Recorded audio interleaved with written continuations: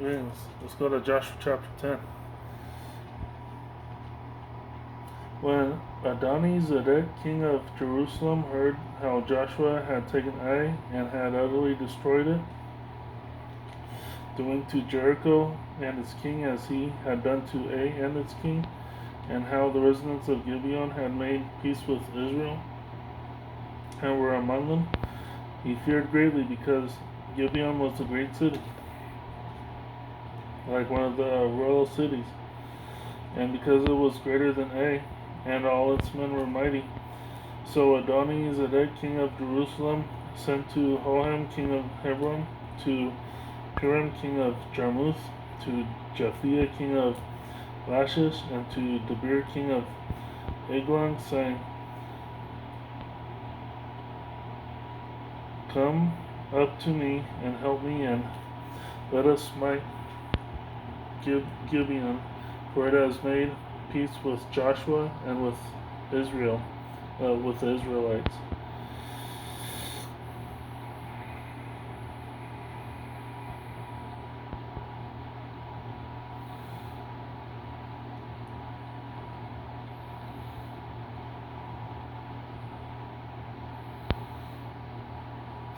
So Adoni-Zedek was the king of Jerusalem itself.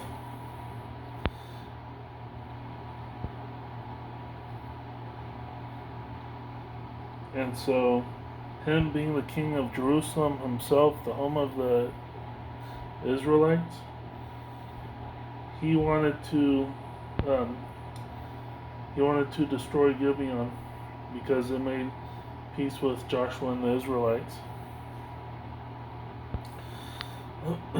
This seems kind of intense. Let's keep going. Verse 5.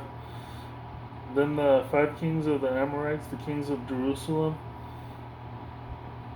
Hebron, Jarmuth, Lachish, and Eglon, gathered their forces and went up with all their armies and encamped before Gibeon to fight against it.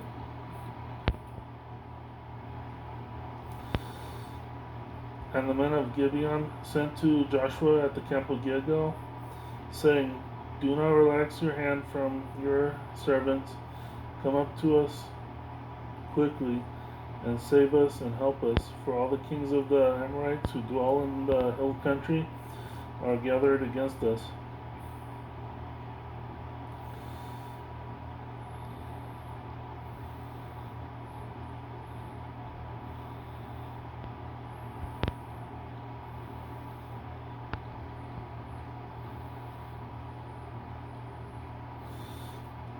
Verse 7. So Joshua went up from Gilgal, he and all the warriors with him, and all the mighty men of valor. So these people of Gibeon, who were the people who deceived Joshua and his camp, the Israelites, they asked Joshua for help, and so the and so there were people. Let's see. And the men of Gibeon sent to Joshua at the camp of Gilgal, saying, "Do not relax your hand from your servants. Come up to us quickly and save us and help us, for all the kings of the Amorites who dwell in the hill country are gathered against us." So Joshua went up from Gilgal, he and all the warriors with him, and all the mighty men of valor. So the people from the people from Gilgal, they asked Josh for help against the men who were in the hills. Let's keep going. Verse 8. And the Lord said to Joshua, "Do not fear them, for I have given them into your hand. There shall not be a man of them stand before you." So Joshua came upon them suddenly, having gone up from Gilgal all night. And the Lord caused the enemies to panic before Israel, who slew them with a great slaughter at Gibeon, and chased them along the way that goes up to Beth Horon, and smote them as far as Azekah and Makkedah.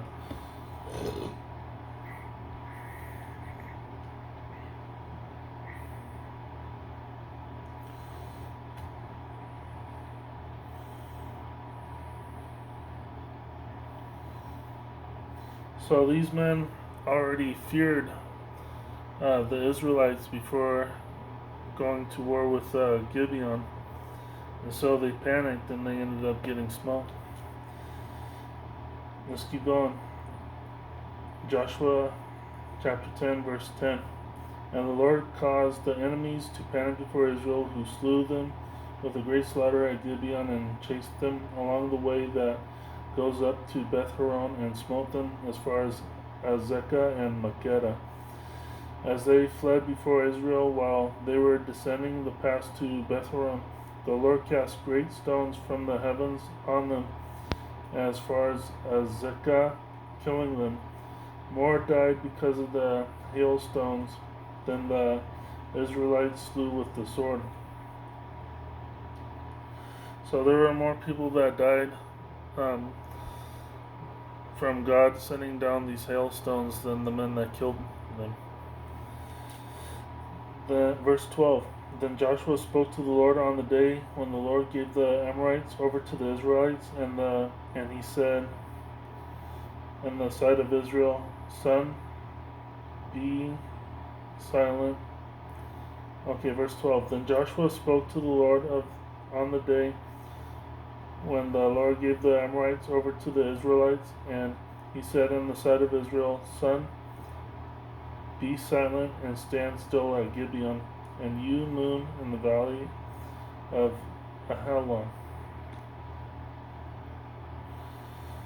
And the sun stood still, and the moon stayed, until the nation took vengeance upon their enemies. Is not this written in the book of Jasher? So the sun stood still in the midst of the heavens, and did not hasten to go down for about a whole day. There was no day like it before or since, when the Lord heeded the voice of a man. For the Lord fought for Israel.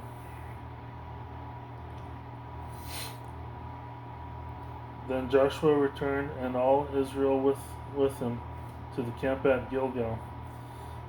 Those five kings fled and hid themselves in the cave of Makkedah.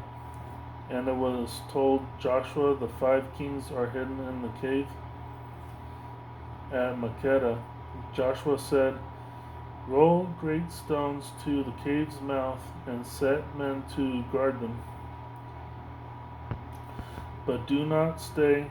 Pursue your enemies and fall upon their rear. Do not allow them to enter their cities, for the Lord your God has given them into your hand.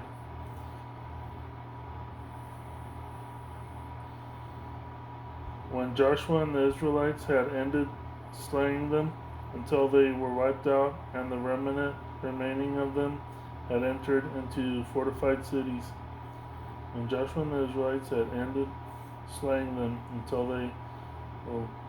Okay, let's reread Joshua chapter 10, verse 19. But do not stay, pursue your enemies and fall upon their rear. Do not allow them to enter their cities, for the Lord your God has given them into your hand. When Joshua and the Israelites had ended slaying them until they were wiped out, and the remaining of them had entered into fortified cities, and the people returned to the camp to Joshua at Makkedah in peace, none moved his tongue against any of the Israelites. Then said Joshua, open the mouth of the cave and bring out those 5 kings to me from the cave.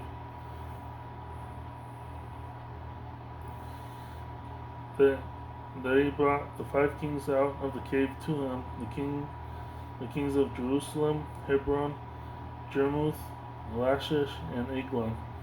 When they brought out those kings to Joshua, he called for all the Israelites and told the commanders of the men of war who went with him. When they brought out all when they brought out those kings to Joshua, he called for all the Israelites and told the commanders of the men of war who went with him, "Come, put your feet on the necks of these kings." And they came and put their feet on the kings' necks. And Joshua said to them, "Fear not, nor be dismayed. Be strong and of good courage, for this shall be the Lord do to for thus shall the Lord do to all your enemies against whom you fight." Afterward Joshua smote and slew them, and hanged their bodies on 5 trees, and they hung on the trees until evening. At sunset Joshua ordered, and they took the bodies down from the trees and cast them into the cave where the kings had hidden, and laid great stones on the cave's mouth, which remain to this very day.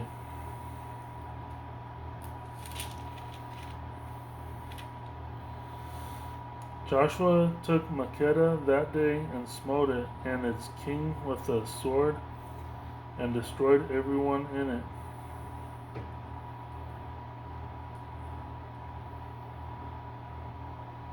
He left none remaining, and he did to the king of Makkedah as he had done to the king of Jericho. Then Joshua and all Israel went from Makkedah and Libnah and attacked Libnah, and the Lord gave it also and its king into Israel's hands. And Joshua smote it with the sword, and all the people in it. He left none remaining in it. And he did to its king as he had done to the king of Jericho. And Joshua passed from Libnah, and all Israel with him, to Lachish, and encamped against it, and attacked it. And the Lord delivered Lachish into the hands of Israel, and Joshua took on the 2nd day, and smote it with the sword, and all the people in it, as he had done to Libnah. Then Horam the king of Gesur came up to help Lachish, and Joshua smote him and his people until he had left none remaining. From Lachish, Joshua and all the Israelite and all Israel went onto Eglon, laid siege to it, and attacked it. So group after group came attacking them, and they smote them, and they did as God would do to them, because they were God's people. And with the sun being mentioned, it was probably supposed to be Sabbath soon, but he kept the sun up so they could keep doing it and doing until they were dead. And that was a little bit back, but yeah, you get the idea. And they laid these people, they had these people slung up until the evening, which could have been left as a message, kind of like modern day drug wars that are going on in Mexico, and modern day messages in times of war. Let's keep going. Joshua chapter 10, verse 33. Then Horam, king of Gesur, came up to help Lachish, and Joshua smote him and his people, until he had left none remaining. From Lachish, Joshua and all Israel went on to Eglon, laid siege to it, and attacked it. And they took it that day, and smote it with the sword, and utterly destroyed all who were in it that day, as he had done to Lachish.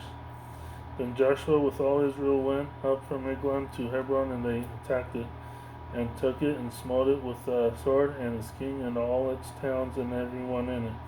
He left none remaining, as he had done to Eglon, and utterly destroyed it and all its people. And Joshua and all Israel with him returned to Debir, and attacked it. And he took it with its king and all its towns, and they smote them with the sword, and utterly destroyed everyone in it. He left none remaining, as he had done to Hebron and to Libnah and its king. So he did to Debir and its king. So Joshua smote all the land, the hill country, the south, the lowland, and the slopes and all their kings. He left none remaining, but utterly destroyed all that breathed, as the Lord, the God of Israel, commanded. And Joshua smote them from Kadesh Barnea even to Gaza, and all the country of Goshen even to Gibeon. Joshua took all these kings and their land at one time, because the Lord, the God of Israel, fought for Israel. Because the Lord, the God of Israel, fought for Israel. So Joshua returned, and all Israel with him, to the camp at Gilgal. And Joshua returned, and all Israel with him, to the camp at Gilgal. And that was the end of Joshua chapter 10. Thank you for chiming in, and have a good night.